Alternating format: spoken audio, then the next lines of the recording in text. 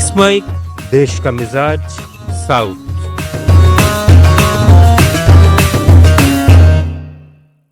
देश का मिजाज खबरें दक्षिण भारत से। आज सबसे पहले बात तेलंगाना की, जहां के प्राइवेट हॉस्पिटल्स ने आरोग्यश्री और ईएचएस कार्ड्स एक्सेप्ट करना बंद कर दिया है, क्योंकि सरकार ने 1500 करोड़ रुपए तक के बकाया पेमेंट्स नहीं चुकाए हैं। मरीजों को अब इलाज के लिए पहले पैसे देने पड़ रहे हैं। Telangana Aarogyasri network hospitals association के अध्यक्ष डॉक्टर बी राकेश ने हैदराबाद में मीडिया को जारी एक बयान में कहा कि अगस्त से वे सरकार से शिकायत कर रहे थे, लेकिन कोई हल नहीं निकला।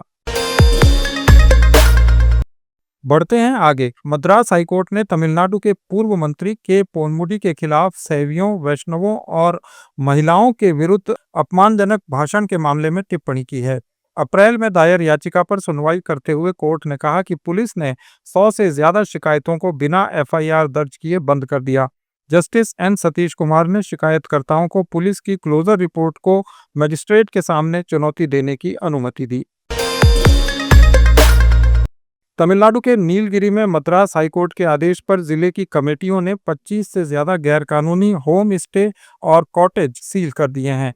कलेक्टर लक्ष्मी भाव्या तन्नीरू ने मीडिया को बताया कि कोर्ट के निर्देशों के बाद डिस्ट्रिक्ट रेवेन्यू ऑफिसर्स की अगुवाई में ये कार्रवाई लगातार चल रही है। हालांकि अब कुछ रिसोर्ट मालिक कोर्ट का रुख करने की सोच रहे हैं, क्योंकि फिलहाल उन्हें सिर्फ सील करने का आदेश मिला है। कलेक्टर ने कहा कि ये सिलसिला आगे भी जारी रहेगा और अवैध होम स्टे पर सख्ती से रोक लगेगी। कर्नाटक के मैसूरू शहरी विकास प्राधिकरण के पूर्व आयुक्त जीटी दिनेश कुमार को प्रवर्तन निदेशालय ने बेंगलुरु में गिरफ्तार कर लिया।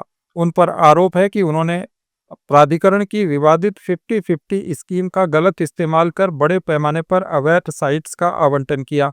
इस योजना में नियम था कि जमीन लेने पर आधे प्लॉट मालिक को और आधे प्राधिकरण को दिए जाएंगे, लेकिन आरोप है कि इस नियम का फायदा उठाकर गड़बड़ी की गई। ईडी ने मनी लॉन्ड्रिंग एक्ट के तहत बेंगलुरु में दिनेश कुमार से जुड़े 2 घरों की तलाशी भी ली। आंध्र प्रदेश के मुख्यमंत्री एन चंद्रबाबू नायडू ने विजयवाड़ा में कलेक्टर्स कॉन्फ्रेंस के आखिरी दिन राज्य के लिए बड़ा विजन पेश किया। उन्होंने कहा कि अगले 3 महीनों में कानून व्यवस्था पर सख्त काम करते हुए क्राइम रेट को 33% तक घटाना होगा। उन्होंने कहा कि भले ही अपराधों में 4% कमी आई है, लेकिन साइबर क्राइम 16% बढ़ गया है और लोग हर साल करीब 30,000 करोड़ रुपए गंवा रहे हैं। उन्होंने पुलिस से टेक्नोलॉजी का बेहतर इस्तेमाल करने, नशे पर सख्ती से रोक लगाने और युवाओं को रोजगार देने पर जोर दिया। आंध्र प्रदेश में वाईएसआर कांग्रेस अध्यक्ष और पूर्व मुख्यमंत्री वाईएस जगनमोहन रेड्डी ने मौजूदा सीएम चंद्रबाबू नायडू पर आरोप लगाया है कि उन्होंने फसल के दाम गिराकर किसानों को संकट में धकेल दिया है। एक्स पर दिए एक बयान में रेड्डी ने कहा कि रेड कुरनूल में प्याज 3 रुपए किलो और टमाटर 1.5 रुपए किलो बिक रहे हैं, लेकिन सरकार कोई कदम नहीं उठा रही। उन्होंने कहा कि सरकार ने एमएसपी का वादा किया था, मगर मंडियों में नीलामी रुकवा दी, जहां खरीदार ही नहीं आए। जगन ने मांग की है कि नायडू तुरंत दखल दें, किसानों की उपज खरीदें और उन्हें उचित दाम दिलाएं। केरल के मुख्य चुनाव अधिकारी डॉक्टर राथन यू केलकर ने अटप्पड़ी के दूरदराज कुंबा ट्राइबल सेटलमेंट में जाकर वोटर लिस्ट के लिए डॉक्यूमेंट्स वेरीफाई किए। स्पेशल इंटेंसिव रिवीजन प्रोग्राम के तहत उन्होंने ट्राइबल महिलाओं से बात की और कहा कि जल्द ही बूथ लेवल अफसर आएंगी, जिन्हें जरूरी कागज दिखाने होंगे। उन्होंने बताया कि केरल में ये प्रोसेस आसान है, क्योंकि रिमोट एरिया के लोग भी डॉक्यूमेंट्स अपने पास रखते हैं। पुडुचेरी विधानसभा का विशेष सत्र 18 सितंबर को शुरू होगा।